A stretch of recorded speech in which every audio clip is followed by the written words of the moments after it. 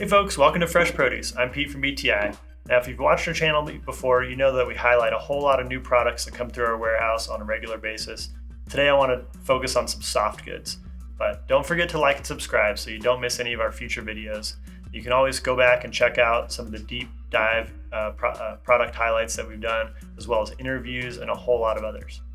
So let's get right into it. First of all, we've got some new gloves, a couple of different brands here. First of all, Handske Gloves. They really put art right onto the gloves. There's a really wide variety of patterns and colors, all that have a really unique look. It's going to be eye-catching. On the front of the glove, it's they have a nice sticky pattern that's printed all across the whole palm. From my experience, this has been really durable and lightweight, breathable on the backside, and elastic cuff or a little bit of a neoprene cuff. They have a whole big snot wipe all along the thumb pad as well. So check out the cool patterns from Handske Gloves.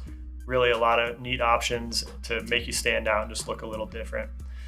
Speaking of standing out, let's talk about another new vendor for BTI. This is called Tasco. They have a couple of different models of gloves, and these tie-dye ones just really caught my eye. It might help my all-black kit pop a little bit more, and I think a pretty cool upgrade. The Ridgeline glove is what we've got here. Really, really lightweight back of the hand panel, and then all one-piece leather going from the fingertips to the very bottom of the wrist.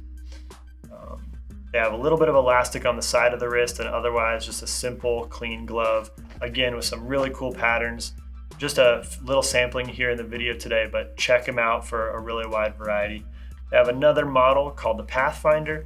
This one has some neoprene across the outside top of the knuckles to give you some extra protection. A little more simple dark coloration on this glove as well, and you do have an extra pad on the palm for more protection. All right.